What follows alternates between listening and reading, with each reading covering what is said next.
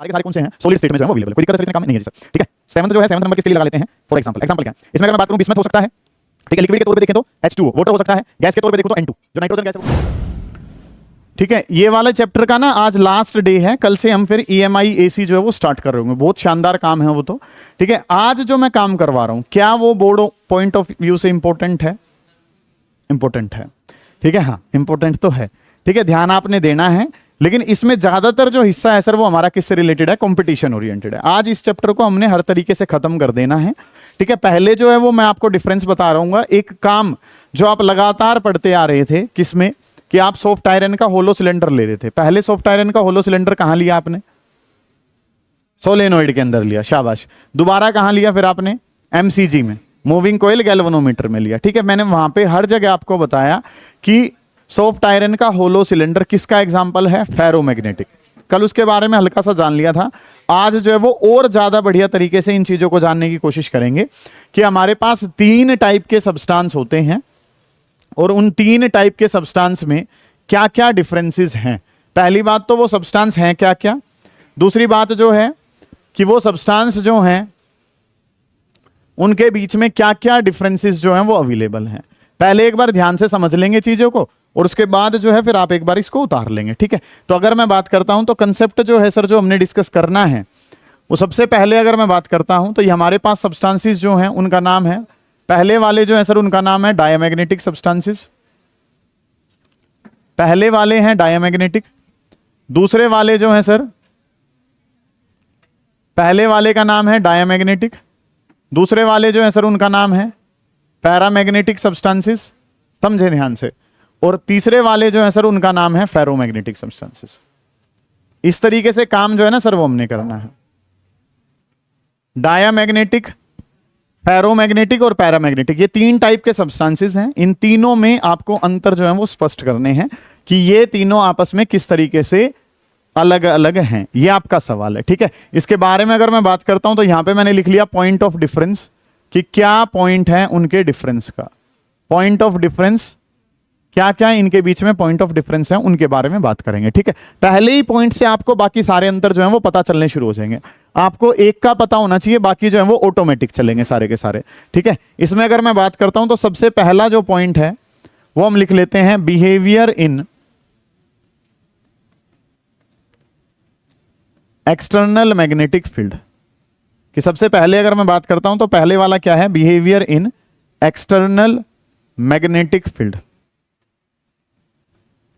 Behaviour बताना है और बिहेवियर कहां बताना है, एक्सटर्नल मैग्नेटिक फील्ड के अंदर बताना है। ये काम जो है ना सर वो हमने करना है, ध्यान से समझेंगे कि चीजें जो है वो आपके पास क्या है। सबसे पहला जो पॉइंट है वो क्या है, पॉइंट ऑफ डिफरेंस जो है वो क्या है, behaviour in external magnetic field. Magnetic field में, एक्सटर्नल मैग्नेटिक फील्ड में अगर मैं इसको रखता हूं तो क्या होगा, तो सबसे पहले अगर डायमैग्नेटिक सब्सटेंसेस हैं तो वो फीबली रिपेल्ड होते हैं, फीबली रिपेल्ड। फीबली रिपेल्ड का सर क्या मतलब है कि हमारे पास क्या है, डायमैग्नेटिक सब्सटेंस है। ठीक है, जैसे मान लो डायमैग्नेटिक सब्सटेंस के एग्जांपल में बिस्मथ मान लेता हूं मैं। ठीक है, बिस्मथ आपने माना है तो ये जो डायमैग्नेटिक सब्सटेंसेस हैं वो हल्का सा रिपल्शन महसूस करते हैं। जब उनको मैग्नेटिक फील्ड में रखेंगे तो वो उससे दूर जाने की कोशिश करेंगे, हल्का सा रिपल्शन। फीबल, फीबल का मतलब क्या है, हल्का सा, कमजोर। ठीक है, हल्का सा रिपल्शन महसूस करते हैं जब डायमैग्नेटिक सब्सटेंस को किस में रखा जाता है, एक्सटर्नल मैग्नेटिक फील्ड में रखा जाता है। ठीक है, इतनी बात। ये इनका अपोजिट होते हैं पैरामैग्नेटिक वाले, तो इनको लिखेंगे तो ये क्या हो जाएगा, फीबली अट्रैक्टेड, कि these get a feeble attraction. उन पे हल्का सा क्या लगेगा, अट्रैक्शन का फोर्स लगेगा जब उनको कहां रखा जाता है, मैग्नेटिक फील्ड में। और इनके बारे में अगर मैं बात करता हूं फेरोमैग्नेटिक, तो ये जो है फीबल का अपोजिट जो है या उसका बड़ा वर्जन जो है सर वो हमारे पास क्या हो जाएगा, स्ट्रांगली अट्रैक्टेड। ठीक है, यहां से जो काम है, अब एक डिफरेंस जो है वो मैंने बता दिया आपको, और इस एक डिफरेंस से हम सारा काम जो है वो अब करेंगे। जैसे कि क्या, यहां पे क्या था, रिपल्शन, उसका अपोजिट जो है वो क्या है, अट्रैक्शन। ये दोनों एक दूसरे के जस्ट अपोजिट, ये नेगेटिव तो ये कैसा, पॉजिटिव। इस तरीके से काम जो है ना वो चलेगा। ये लेस देन 1 तो ये कैसा, ग्रेटर देन 1। सिंपल सी बातें ये हैं, मतलब कि जो हम डायमैग्नेटिक को पढ़ेंगे उसका जस्ट अपोजिट वर्जन क्या है, पैरामैग्नेटिक। और इसका बड़ा वर्जन, मतलब कि आप ये कह सकते हैं ये एक दूसरे के दुश्मन है, जो ये करेगा ये उसका क्या करेगा, अपोजिट, और ये उसका पापा है, कि जो ये हल्के लेवल पे करेगा ये उसको क्या कर देगा, बड़े लेवल पे। अगर समझ आ गई ये बात आपको, ठीक है। इस तरीके से काम जो है ना वो हमने करना है। ये फीबली रिपल्शन है, फीबली रिपल्शन है तो सर ये क्या हो गया, feebly attraction. Repulsion and attraction are opposite to each other. Next जो काम है सर, यहाँ पे हल्का सा रिपल्शन है, हल्का सा अट्रैक्शन है, तो हल्के से अट्रैक्शन को अब क्या कर दिया, स्ट्रॉन्ग अट्रैक्शन कर दिया, बड़ा वर्जन जो है उसका वो बना दिया। ठीक है, इस तरीके से काम जो है ना वो हमने पढ़ने। अब सेकंड जो पॉइंट है सर, समझे ध्यान से, इस बिहेवियर को अगर आप मैग्नेटिक फील्ड में दिखें, ठीक है, ठीक है, behaviour in external magnetic field, और इस बिहेवियर को अगर हम देख, ठीक है, पैटर्न ऑफ मैग्नेटिक फील्ड अगर मैं देखना चाहूं तो हमने कल चेक भी करा था, आज एक बार दोबारा से भी डिस्कस कर लेते हैं कि सर हमारे पास जो है वो क्या है, ये हमारे पास कोई भी एक डायामैग्नेटिक, पैरामैग्नेटिक और फेरोमैग्नेटिक सब्सटेंस हमने ले लिए। इस तरीके से सब्सटेंस आपने लिए हैं, तो आपको क्या पता है कि इसके अंदर से जाने वाली फील्ड लाइंस की संख्या क्या होती है, बहुत ही कम होती है, एक आधी फील्ड लाइन अंदर से जाती है। इसमें अगर मैं बात करूं तो कंपैरेटिवली जो संख्या होगी वो क्या रहेगी सर, ज्यादा। और इसके बारे में कल हमने बात करी थी, तो सर सारी की सारी फील्ड लाइंस जो है वो कहां से जा रही थी, इसी के अंदर से जा रही थी। इस तरीके से काम जो है सर वो हमने पढ़ा था कि सारी की सारी फील्ड लाइंस जो हैं वो कहां से जा रही हैं, अंदर से। इसके बारे में और बात करें तो ये क्या बताएं कि ज्यादातर फील्ड लाइंस जो हैं वो कहां से जाती हैं, एयर से जाना पसंद करती हैं। कल ये पूरा टॉपिक जो है वो हमने डिस्कस करा था कि ज्यादातर फील्ड लाइंस कहां से जाना पसंद करती हैं, एयर से। ठीक है, इसमें एयर से भी जाती हैं, लेकिन एयर से जाने वाली क्या है, कम। और इसमें सारी की सारी कहां से जाती हैं, अंदर जाती हैं। समझ आ रही है ये बात, तो आपको पता है ना, ये काम जब हमने डिस्कस करा था। इसी के बेसिस पे तीसरी जो बात पढ़ी थी वो क्या पढ़ी थी हमने, रिलेटिव परमिएबिलिटी। क्या डिस्कस करा था, रिलेटिव परमिएबिलिटी जो है उसको हमने डिस्कस करा था। समझेंगे ध्यान से कि ये रिलेटिव परमिएबिलिटी जो है सर वो क्या है। यहां पे रिलेटिव परमिएबिलिटी कैसे बताया था, अंदर से कितनी जा रही है 1, बाहर से कितनी जा रही है 4, तो 1/4, तो लेस देन क्या है 1। ठीक है, relative permeability is less than 1। यहां पे अंदर से 3 जा रही है तो relative permeability is greater than 1। ठीक है, ये पता ही था, जो ये करेगा ये उसका क्या करेगा, अपोजिट। ये लेस देन 1 है तो वो क्या हो गया, ग्रेटर देन 1, वो उसका बड़ा वर्जन, वो हाईली ग्रेटर देन 1। ये क्या लिख दिया था, mu r is highly greater than 1, कि म्यू आर जो है वो 1 से बहुत ही ज्यादा बड़ा है। समझ आ गई ये बातें आपको कि सर ये लेस देन 1 है, वो ग्रेटर देन 1 है, और वो क्या है, हाईली ग्रेटर देन 1 है। ओके रिपोर्ट है सर, यहां तक का काम, कोई दिक्कत यहां तक के काम में अगर है तो उसको पूछो। डन है इतनी बातें। अब काम जो है सर वो क्या बताया था, कल आपने एक वर्ड बताया था सर मुझे, क्या वर्ड बताया था कि 1 + chi_m किसके बराबर होता है, म्यू आर। कल ये रिलेशन मैं बता के गया था, प्रूफ की आवश्यकता है नहीं, लेकिन हमें ये बात पता है कि 1 + chi_m किसके बराबर है, म्यू आर। गौर करेंगे हल किसी बात पे कि chi_m अगर मैं बताना चाहता हूं तो chi_m क्या हो जाएगा बेटा, म्यू आर माइनस का 1। ठीक है, अब एक छोटा सा जादू जो है ना वो दिखाता हूं मैं आपको, सुनो ध्यान से कि 1 + chi_m किसके बराबर है, म्यू आर। तो ये प्लस का 1 है तो उस तरफ जाके क्या हो गया, माइनस का 1। सुनो ध्यान से कि ये जो है ये क्या है, लेस देन 1। 1 से छोटा कोई भी नंबर सोच लो, सोचो क्या, कुछ भी सोच लिया, दिमाग में ही सोचो बस। ठीक है, सोच लिया, उसमें से 1 को माइनस करो, सबका आंसर नेगेटिव आ रहा होगा। ठीक है ठीक है, हाँ सही है भाई। ठीक है, आपने चाहे कुछ भी सोचा हो, सिंपल सी बात है, कोई दिक्कत है इतने काम में। ठीक है, हमने कल एक रिलेशन पढ़ा था कि 1 + chi_m, और 1 + chi_m किसके बराबर है, म्यू आर के। सर मुझे chi_m चाहिए, chi_m चाहिए तो म्यू आर माइनस क्या कर दिया, 1 कर दिया। ठीक है, मुझे जो नंबर लेना है, सुनो ध्यान से, मुझे जो नंबर लेना है डायामैग्नेटिक के लिए वो क्या करना है, 1 से छोटा लेना है।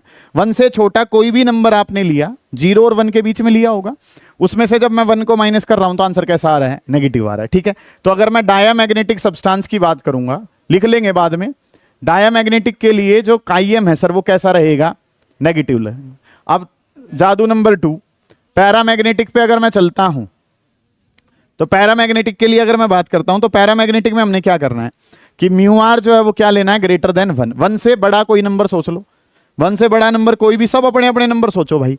ठीक है, हाँ जी, 1 से बड़ा नंबर आपने लिया तो म्यू आर जो है -1 किसके बराबर है, chi_m। 1 से बड़ा कोई नंबर यहां रखूंगा तो 1 माइनस करूंगा तो आंसर कैसा आ जाएगा, पॉजिटिव। वो तो पता ही था सर कि जो भी आंसर किसका होगा, डाया का, उसका क्या करना है, अपोजिट। नेगेटिव का अपोजिट कर दिया तो क्या आ गया, पॉजिटिव।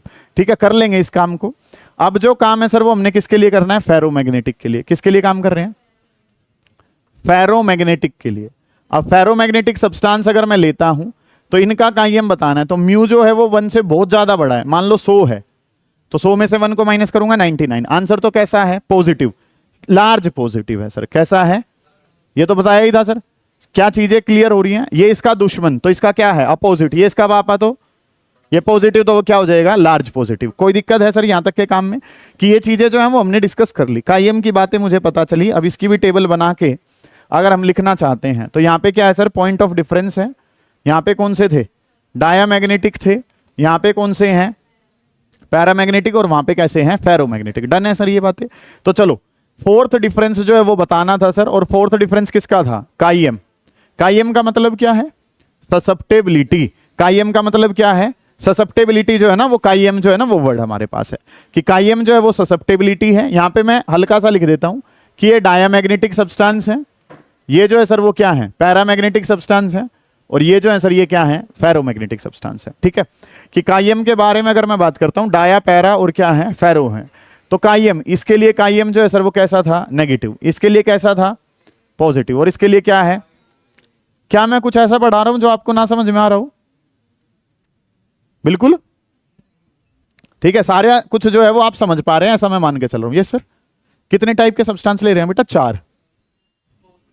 एक तो पॉइंट ऑफ डिफरेंस है बेटा, ये टाइप ऑफ सब्सटेंस नहीं है, ये पॉइंट ऑफ डिफरेंस है। ठीक है, हाँ मैंने तो 4 बोला था ना। ठीक है, ये डाया है, ये पैरा है, और वो कैसे हैं? फेरो। इनके बेसिस पे तो अंतर स्पष्ट कर रहे हैं। सबसे पहले ये वाले जो है वो हल्का सा रिपल्शन ले रहे हैं, वो हल्का सा अट्रैक्शन, वो स्ट्रॉन्ग अट्रैक्शन। कुछ फील्ड लाइंस जो हैं अंदर से जाएंगी, ज्यादातर बाहर से। इसमें ज्यादातर अंदर से, और उसमें सारी की सारी कहां से? अंदर से। नेक्स्ट जो काम है सर काईएम, ये कैसा? नेगेटिव, ये पॉजिटिव, और वो क्या? Large positive. डन है सर इतनी बातें। अब आपको कल मैंने एक बात बताई थी कि सर मैग्नेटिक प्रॉपर्टीज टेम्परेचर के बढ़ाने से कम हो जाती हैं। क्या मतलब है? बात को समझो। आपके पास एक मैग्नेट है, उस मैग्नेट को आप किसी आयरन लाइक ऑब्जेक्ट से चिपकाओ, चिपक जाएगा। उसको क्या कर दो? अपने गैस के ऊपर रख दो। गैस के ऊपर नहीं रखना है, सीधा स्टोव जो है वो भी क्या करना है? ऑन करना है। खाली रखने से काम नहीं चलेगा, हीट दो उसको। तो आप जब उसको दोबारा चिपकाने की कोशिश करोगे तो वो नीचे गिर जाएगा। एक्सपेरिमेंट क्लियर हो गया जो मैंने करके दिखाया तुम्हें? क्या ये क्या है? मैग्नेट। ये क्या है? लोहे का ऑब्जेक्ट। चिपकाया, चिपक गया। ठीक है, अब इस मैग्नेट को उठा के किस पे रख दो? स्टोव पे, चूल्हे पे रख दो। ठीक है, उसे बढ़िया तरीके से रेड हॉट कर दो। अब उसको उतार लो, ठंडा करो उसको पहले। उसके बाद उसको उस आयरन पे लगाने की कोशिश करोगे तो वो नीचे गिर जाएगा। नीचे गिरने का क्या मतलब है सर?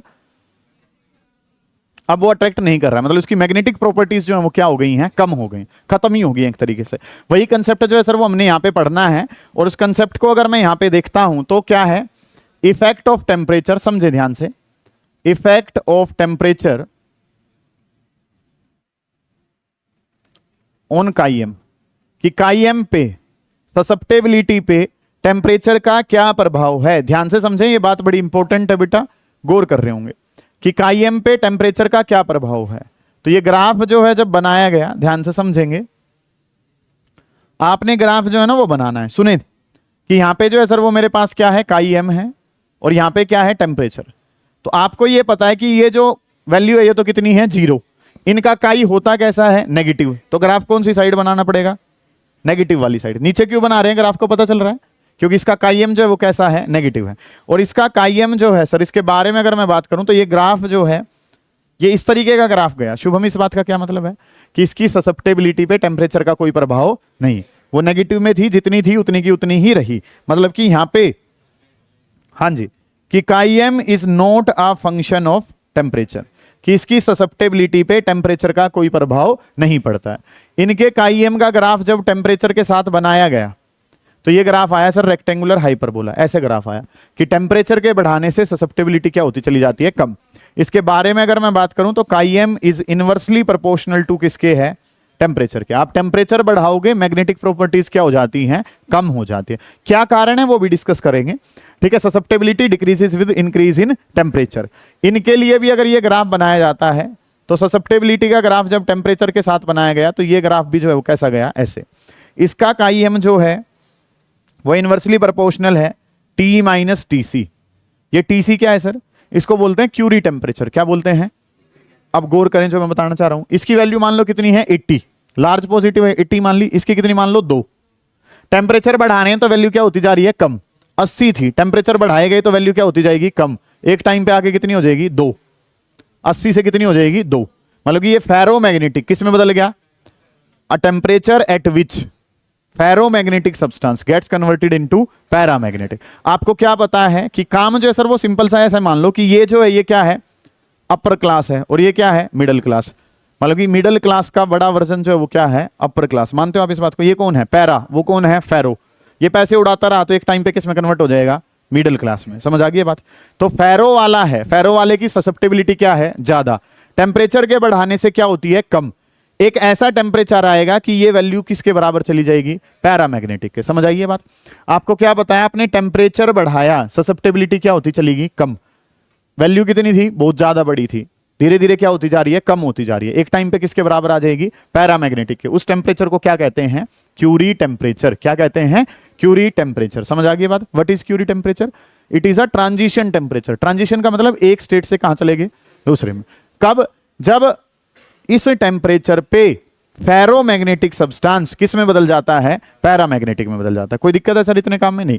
इनकी ससेप्टेबिलिटी पे टेम्परेचर का प्रभाव नहीं है, उनकी टेम्परेचर के साथ घटती है, उनकी भी टेम्परेचर के साथ घटती चली जाती है। एक नई टर्म पड़ी है, that is your Curie temperature. क्या है सर ये, क्यूरी टेम्परेचर। ठीक है, डबल आर नहीं आएगा, क्यूरी, क्यूरी टेम्परेचर है सर ये। ठीक है, ये बात जो है सर वो हमें पता चल गई। इतना काम जो है वो आप जानते हैं। कोई दिक्कत है इतने काम में? नहीं है जी। अब अगली अगर मैं बात करता हूं तो इनकी स्टेट ऑफ एग्जिस्टिंग, जिस स्टेट में ये एग्जिस्ट करते हैं, तो ये सारी स्टेट्स हो सकती हैं, सॉलिड, लिक्विड और गैस। सभी के टाइप जो है वो डायमैग्नेटिक में अवेलेबल हैं। ठीक है, यहां पे भी ये सॉलिड, लिक्विड और गैस में अवेलेबल होते हैं। और जनरली ये जो है ये कैसे होते हैं, खाली सॉलिड होते हैं। ये खाली कैसे होते हैं, सॉलिड। जैसे एग्जांपल के तौर पे अभी तक जो पता है वो क्या पता है, आयरन का पता है, कोबाल्ट भी इसी का ही एग्जांपल है, निकल भी इसी का ही एग्जांपल है। सारे के सारे कौन से हैं, सॉलिड स्टेट में जो है वो अवेलेबल है। कोई दिक्कत है सर इतने काम में? नहीं है जी सर। ठीक है, सेवंथ जो है, सेवंथ नंबर किसके लिए लगा लेते हैं, फॉर एग्जाम्पल। एग्जाम्पल क्या है इसमें, अगर मैं बात करूं, बिस्मथ हो सकता है। ठीक है, लिक्विड के तौर पे देखें तो H2O, वाटर हो सकता है। गैस के तौर पे देखूं तो N2, जो नाइट्रोजन गैस है वो किसके तौर पे है, इसके तौर पे। ठीक है, और अगर एग्जांपल देखना चाहें तो सोडियम क्लोराइड जो है वो भी कैसा सब्सटेंस है, डायमैग्नेटिक सब्सटेंस का एग्जांपल है। इसमें अगर मैं आता हूं तो सॉलिड के तौर पे हम क्या ले सकते हैं, कौन है ये, पैरामैग्नेटिक है। पैरामैग्नेटिक में ले सकते हैं एल्यूमिनियम को, कैल्शियम को, सोडियम को, जिनके लास्ट में EM आता है ना, सोडियम, कैल्शियम, ठीक है, एल्यूमिनियम। लिक्विड के तौर पे अगर लेना चाहें तो कॉपर क्लोराइड ले सकते हैं, और गैस के तौर पे लेना चाहें तो ऑक्सीजन मॉलिक्यूल हो सकता है, O2 जो है वो इसका एग्जांपल आता है। समझ आइए ये चीजें मैंने क्या बताई? मेरे हिसाब से कोई चीज ऐसी है नहीं जो परेशान कर रही है। ठीक है, बस आपसे जो पूछा जाएगा मैं आपको बता देता हूं कि ये इंपॉर्टेंस, इसका लेवल क्या है। इंपॉर्टेंस लेवल सीधा ये भी पूछा जा सकता है कि भाई पैरामैग्नेटिक सब्सटेंस की ससेप्टेबिलिटी कैसी होती है, वो आपको पता हो। ठीक है, एक सवाल जो मतलब कि मैं अगर आपसे कहूं तो टीचर्स के सिलेक्शन के लिए एक टेस्ट होता है पहले। मतलब कि आप किसी स्कूल में, किसी अच्छे स्कूल में अगर जाना चाह रहे हैं तो पहले आपको क्या देने पड़ेंगे, 2-3 टेस्ट देने पड़ेंगे। उसके बाद क्या होगा, इंटरव्यू। टेस्ट के दौरान आपसे ये सवाल जो है वो पूछा जा सकता है, मतलब पूछा गया है मेरे से, तब मैं आपको बता रहा हूं। ठीक है, सवाल क्या था, सवाल था कि सर रिलेटिव परमिएबिलिटी जो है वो है 0.85। रिलेटिव परमिएबिलिटी कैसी है, 0.85। बताओ कि वो सब्सटेंस कैसा है, डायमैग्नेटिक है। क्या है सर वो, डायमैग्नेटिक। ये कंफ्यूजन आ जाता है, कहां आ जाता है, रिलेटिव परमिएबिलिटी में और ससेप्टेबिलिटी में। कुछ बच्चे क्या पढ़ते हैं कि आंसर कैसा है, पॉजिटिव, तो क्या होना चाहिए, पैरामैग्नेटिक। लेकिन दे क्या रखा है वो तो देख लो, दे क्या रखा है सर, ससेप्टेबिलिटी थोड़ी दे रखी है, दे क्या रखा था, रिलेटिव परमिएबिलिटी। रिलेटिव परमिएबिलिटी कितनी, 0.85, which is less than 1। It will be an example of diamagnetic substance. समझ आ गई है बातें? इस काम को उतार लो फिर आगे बढ़ेंगे, करें जल्दी। यस सर, हाँ चलिए जी, अगला जो काम है ये पोर्शन हो चुका, करें जल्दी करें बेटा इसको, शाबाश।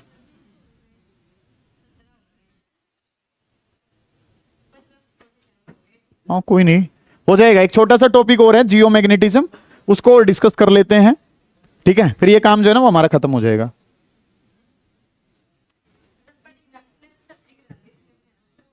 चलो हो गया, डन।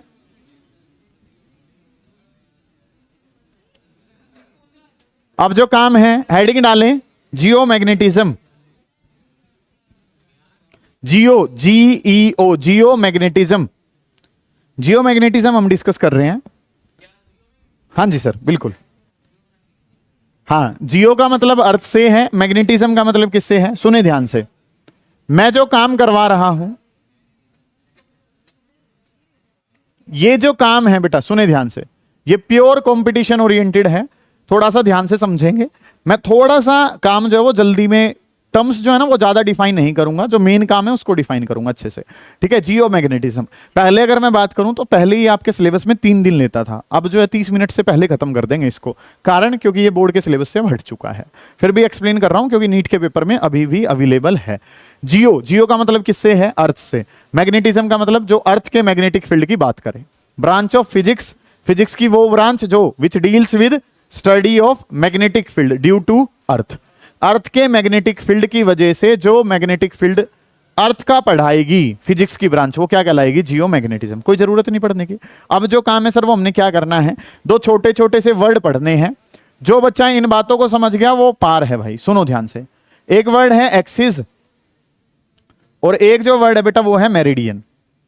ये दो शब्द जो है ना वो आपने समझने हैं। एक वर्ड है एक्सिस और एक जो वर्ड है सर वो हमारे पास क्या है? मेरिडियन। एक्सिस के बारे में अगर मैं बात करूं तो मैं और आप जानते हैं, क्या जानते हैं सर? कि ये जो है ये क्या है? एक्स एक्सिस, और ये जो है सर ये क्या है? ओके रिपोर्ट है। एक्सिस का मतलब एक लाइन है सर, जो किन्हीं भी दो पॉइंट्स को क्या कर सकती है? ज्वाइन कर सकती है। और अगर मैं मेरिडियन की बात करूं तो मेरिडियन का मतलब होता है एक प्लेन से या एक एरिया से रिलेटेड है। मेरिडियन जो है एक तरीके से अगर मैं बात करूं तो वो क्या कहलाता है? प्लेन या एक एरिया, मतलब कि एक 2D डायमेंशन है और वो क्या है? 1 डायमेंशनल। एक्सिस का मतलब मैं जब भी वर्ड यूज करूंगा तो एक्सिस के लिए मैं वर्ड यूज करूंगा लाइन। क्या वर्ड यूज कर रहा हूं? लाइन यूज कर रहा हूं, ठीक है। एक्सिस का मतलब क्या है? लाइन। मेरिडियन का मतलब क्या है? प्लेन, एरिया से रिलेटेड मैं बात करूंगा कि एक एरिया, और उसमें लिखूंगा तो वो क्या लिखूंगा? मैं एक लाइन लिखूंगा। समझ आ गई इतनी बातें? अब काम जो है सर वो हमने क्या करना है, शब्द समझने हैं कुछ, और उनके बारे में अगर मैं बात करूं तो सबसे पहला वर्ड मैं लिखूंगा जियोग्राफिक एक्सिस। जियोग्राफिक का मतलब किससे है बेटा? अर्थ से, है ना। जियो का मतलब किससे है? अर्थ से। तो एक वर्ड लिखूंगा, वो वर्ड क्या होगा? Geographic axis. ऐसे ही मैं एक वर्ड लिखूंगा क्या? Magnetic axis.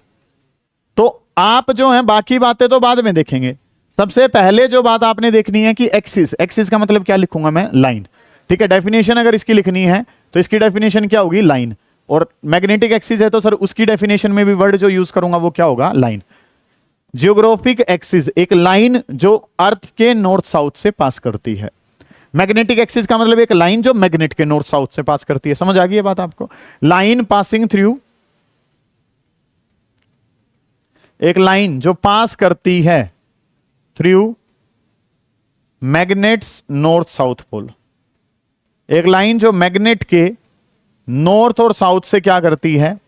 पास करती है, उसको क्या कहा जाता है? मैग्नेटिक एक्सिस कहा जाता है। जियोग्राफिक एक्सिस की बात करूंगा तो ये क्या हो जाएगा? एक्सिस का मतलब तो क्या हो गया सर? लाइन जो पास करती है। कहां से पास करती है? लाइन पासिंग थ्रू, तो किसकी वजह से है? एक्सिस। जियोग्राफिक का मतलब क्या है? Through earth. जियोग्राफिक का मतलब किससे है? अर्थ से। थ्रू अर्थ नॉर्थ साउथ, ठीक है। आपको क्या पता है? ये दो डेफिनेशन मैंने लिखवाई, पहले इन्हीं डेफिनेशन पे बहुत ज्यादा जोर डाला जाता था, जरूरत नहीं है। एक्सिस का मतलब क्या है? लाइन। जियोग्राफिक है तो अर्थ वाली, मैग्नेटिक है तो मैग्नेट वाले। एक लाइन जो पास करेगी, जियोग्राफिक का मतलब अर्थ के नॉर्थ साउथ से। मैग्नेटिक एक्सिस का मतलब एक लाइन जो कहां से पास करेगी? मैग्नेट के नॉर्थ साउथ से। समझ आ गई ये बात आपको? अगला जो वर्ड पढ़ना है सर वो क्या पढ़ना है? Geographic meridian. क्या वर्ड पढ़ना है? Geographic meridian. अब मेरिडियन का मतलब तो क्या हो गया? प्लेन हो गया, एक एरिया हो जाएगा। जियोग्राफिक मेरिडियन का मतलब एक प्लेन पासिंग थ्रू, एक प्लेन जो पास करता है। कहां से पास करता है? जियोग्राफिक वर्ड है तो अ प्लेन पासिंग थ्रू। कहां से पास कर रहा है वो प्लेन? जियोग्राफिक एक्सिस से। एक प्लेन अगर जियोग्राफिक एक्सिस से पास कर रहा है तो उसको क्या कहा जाता है? जियोग्राफिक मेरिडियन कहते हैं। इसी तरीके से अगर मैं बात करूं तो वर्ड जो है सर वो हमारे पास क्या है? मैग्नेटिक मेरिडियन है। और मैग्नेटिक मेरिडियन की अगर मैं बात करूं तो क्या डेफिनेशन होगी? बोलो चलो। मेरिडियन का मतलब तो क्या हो गया? प्लेन। और मैग्नेटिक की वजह से क्या लिख दूंगा? प्लेन पासिंग थ्रू, एक प्लेन जो पास कर रहा है। कहां से पास कर रहा है? मैग्नेटिक एक्सिस से। एक प्लेन जो मैग्नेटिक एक्सिस से पास करता है मैग्नेटिक मेरिडियन, एक प्लेन जो ज्योग्राफिक एक्सिस से पास करता है ज्योग्राफिक मेरिडियन। मतलब कि ये डेफिनेशन क्या कोई बड़ी बात करी है मैंने। एक्सिस का मतलब क्या है, लाइन। एक्सिस का मतलब दोबारा से क्या है, लाइन। मैग्नेट के लिए एक लाइन है तो मैग्नेटिक एक्सिस, और अर्थ के लिए लाइन है तो ज्योग्राफिक एक्सिस। मेरिडियन का मतलब क्या है, प्लेन। ज्योग्राफिक का मतलब ज्योग्राफिक एक्सिस से। मेरिडियन का मतलब प्लेन जो कहां से पास करता है, मैग्नेटिक एक्सिस से। समझ आ गई ये बातें। अब मेन जो बात है जिसको पढ़ने के लिए तुम यहां बैठे हो उस पर ध्यान देते हैं कि सर ये जो है वो हमने क्या मान लिया, एक प्लेन मान लिया, और इस प्लेन को हमने नाम दे दिया मैग्नेटिक मेरिडियन। क्या नाम दे दिया,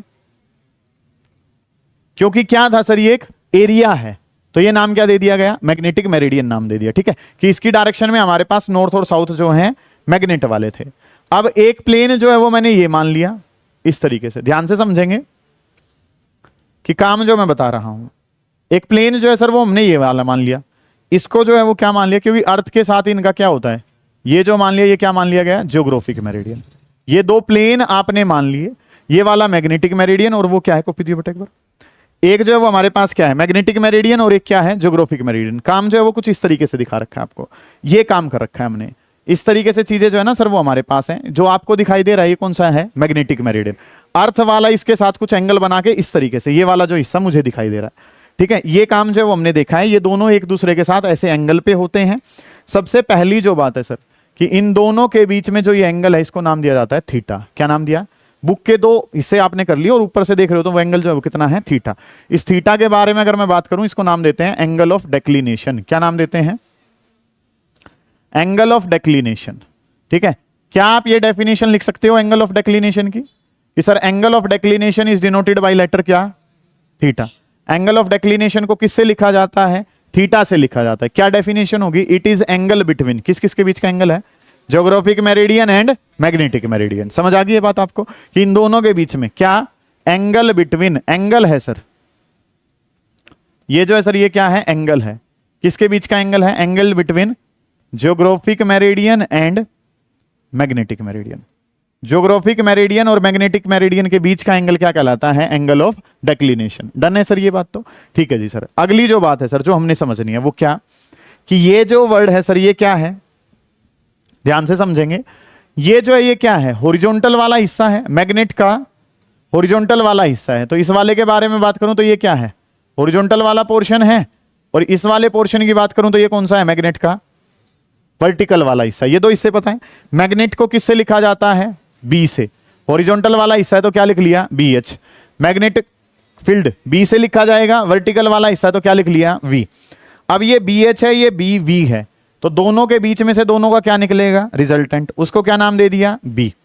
रिजल्टेंट को नाम क्या दे दिया, बी। ये कौन सा हिस्सा है, मैग्नेट वाला हिस्सा है, मैग्नेटिक फील्ड वाला हिस्सा है।